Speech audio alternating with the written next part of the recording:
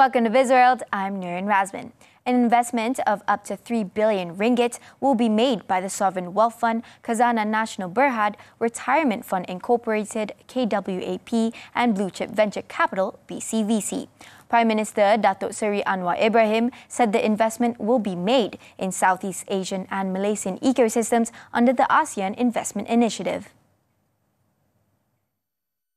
It's also aiming to centralize investment agencies such as MEFCAP under Penjana Capital under Khazanah. In this regard, I am pleased to share that Khazanah National will launch a National Fund of Funds, a Malaysian focus fund with an initial 1 billion ringgit allocation to invest in innovative high-growth companies. Speaking at the launch of KL20 Summit 2024 earlier today, he said this was following the 2024 Malaysia Madani budget announcement last year. Anwar added that the initiative outlined the government's commitment to Malaysian companies, from Bumiputra entrepreneurs to startups, small and medium enterprises, and rising champions.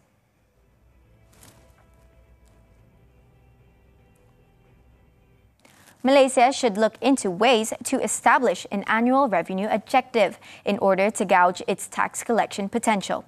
According to World Bank's lead economist, Apurva Sanghi, reducing subsidies alone is not sufficient to generate the desired fiscal save-up.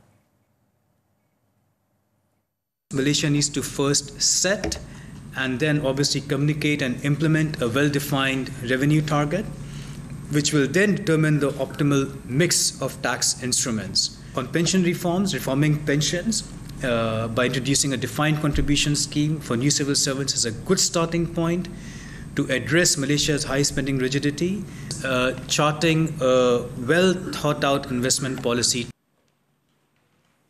He added that subsidy cuts is expected to contribute only 0.8% to the revenue collection. Tax revenue is estimated to increase to 12.3% of gross domestic product due to higher corporate and personal income tax collection. Khazanah National's upcoming National Fund of Funds will be supercharging the effort to strengthen the startup ecosystem holistically in Malaysia. Its managing director, Dato' Amirul Faisal Wan Zahir, said among new areas that Malaysia can lead are medical devices, agritech and sustainability. And I think this is our role, where while we have an investing mandate, but because it's developmental in nature and we have a long-term gestation period in terms of returns, we can take bigger risks and bring in partners that looks at the whole ecosystem, right? And looking at investments from even venture generation up to Series A and all the way to growth as well. Speakers over there. He added that there are also opportunities for Malaysia to shift towards innovation and manufacturing homegrown products. These are the areas that the Sovereign Wealth Fund wants to focus on in continuity of the capital.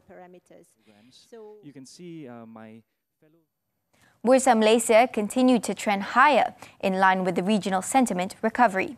At market close, the benchmark FBM KLCI added 12.02 points to finish at 1,559.59.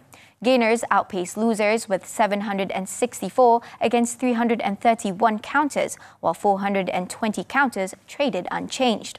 According to Rakuten Trade, positive sentiment is driven by the recovery of losses and greater involvement in the global equity market.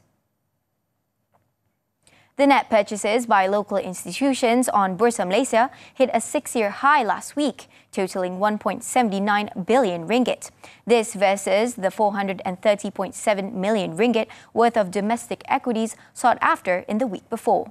According to MIDF research, the amount was the highest since February 2018. It added that this was the local institution's 8th consecutive week of net buying. However, like most of its Asian counterparts, Bursa Malaysia recorded massive net selling last week, amounting to 1.59 billion ringgit. The research house said that the only sector with a net foreign inflow last week was telecommunication and media. Meanwhile, the top 3 sectors that recorded the highest net foreign outflows were financial services, consumer products and services, and industrial products and services.